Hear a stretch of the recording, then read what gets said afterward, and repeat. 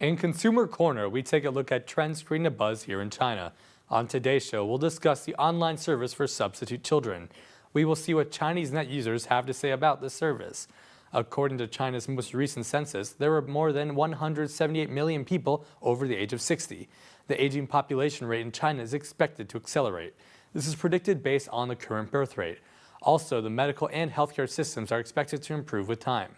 The elderly of China are considered empty nesters, as their children rarely visit.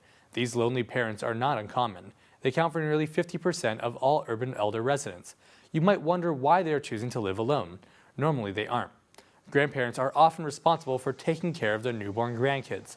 This allows for children to keep their jobs. In some cases, the jobs require the parent to leave town for extended periods of time. The grandparents might feel abandoned by their children as they rarely visit. One case made big news in China. A grandmother was left watching her one-year-old granddaughter. The mother was at work in another city. After the mom went to work, the grandmother died. This left the baby unattended for a week. Luckily, the baby survived. This news story became popular a couple years ago. An addendum to a law has been issued to bring the children back.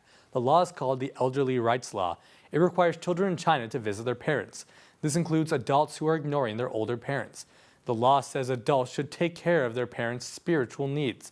They should never neglect their elderly parents. This regulation came into effect earlier this month. The violators are at risk of a lawsuit or even jail. Many were worried that they might violate the law. Some even saw opportunity in it. A new service has been made available on China's largest online shopping website, Taobao. The service is made to help potential violators. Some Taobao shops are offering a service for busy children. They will pay people to visit their elderly parents on their behalf. These people will act as their substitute children. If you search for visiting elder service on Taobao, then you will find more than 20 different related options. Services show up with a price list. The services are typically limited to cities. Some are willing to travel if transportation is paid. The price of the service ranges from 10 to more than 1,000 renminbi. That's around $1.60 to $160. Most of these companies offer time-consuming services. These would include chatting and walking with the elderly clients. You can also pay to have them celebrate birthdays and anniversaries for you. Some online stores can even provide medical services if necessary. One store clearly points out that their service is a combination of 3 parts.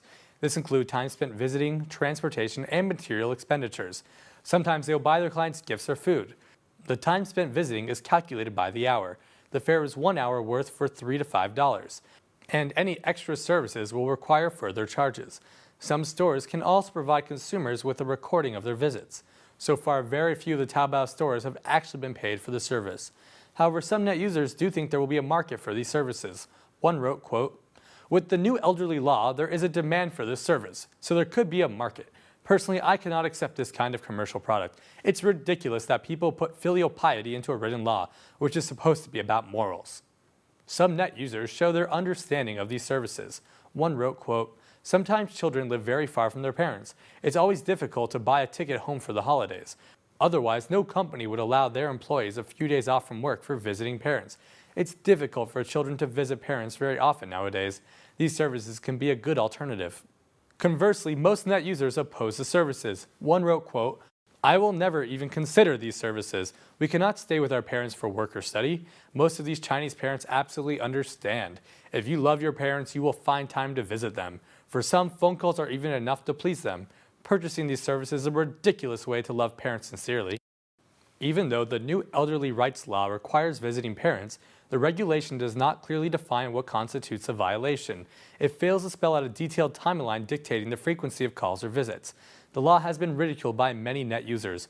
One criticized lawmakers, quote, "Making a vague and ambiguous law is insulting to the legal system.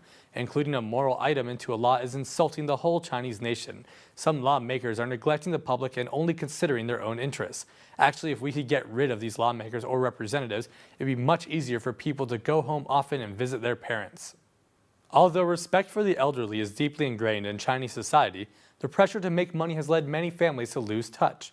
As China's population goes gray, Chinese media is filled with stories of neglected old people. Even in cases where people agree with the idea on moral grounds, laws can feel imposing. Very few Chinese people seem to accept the compulsory law. Many are even more upset by the commercialization of it. The appearance of these services might lead some to make lifestyle changes.